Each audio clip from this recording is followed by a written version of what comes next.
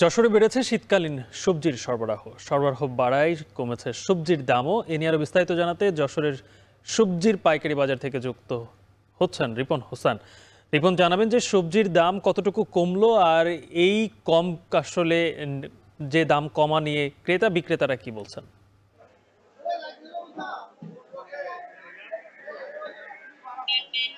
আসলে শীত যত বাড়ছে, শীতের রাজধানী এর এই যে সবজি, সেই সবজির দাম কিন্তু কমছে। আমরা দেখছি যে সবজি প্রতি কেজি ফুলকপি আজকের বাজারে বিক্রি হচ্ছে পাইকারি ৪০ থেকে ৪৫ টাকা, বাঁধাকপি ১২ থেকে ১৫ টাকা, যেটি এক সপ্তাহ আগেও কিন্তু একটি ফুলকপি প্রতি কেজি ৭০ টাকা পর্যন্ত বিক্রি হয়েছে। মূলা বিক্রি হচ্ছে আজকের বাজারে ২০ থেকে ২৫ টাকা প্রকারভেদে কেজি, এবং পটল বিক্রি হচ্ছে ৩০ থেকে ৩৫ টাকা, কোনো কোনো জায়গায় আমরা ৪০ টাকাও বিক্রি হতে দেখেছি।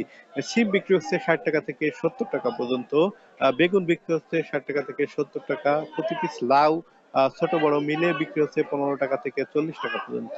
এবং শাক যদি বলি, সবুজ শাক, পালং শাক, লাল শাক, এইগুলো কিন্তু ১০ টাকা থেকে ২০ টাকা কেজি পর্যন্ত বিক্রি হচ্ছে। যদি যারা কৃষক রয়েছেন তারা বলছেন যে এই যে শীত বাড়ার সাথে সাথে সবজির দাম কিন্তু কমতে শুরু করেছে।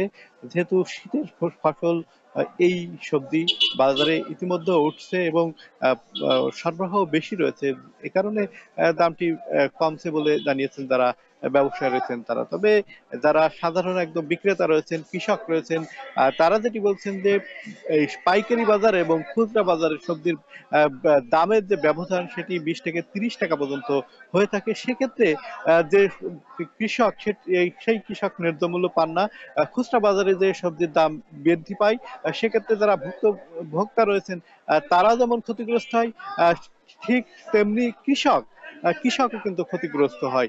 মাঝখানে যে মধ্যস্থভোগী রয়েছেন, তারা কিন্তু একটি ফয়দা লোটে এই সবজির দাম নিয়ে। সেক্ষেত্রে আমরা পাইকারি বাজারে দেখেছি যে যে সবজির দাম রয়েছে ৪০ টাকা, সেই সবজিটি কিন্তু আহ, পাইকারি যে বাজার থেকে খুচরা বাজার যে ৭০ টাকা থেকে ৮০ টাকা পর্যন্ত হয়ে যাবে। তো সব মিলে সবজির বাজার ঘুরে আমরা দেখছি যে শীত যত বাড়ছে, সবজির দাম তত কমছে। এই ছিল এখান থেকে আমার সবজির বাজারের সর্বশেষ খবর। গালিব। যশোর থেকে সবজির বাজারের খবর জানাচ্ছিলেন রিপন হোসেন।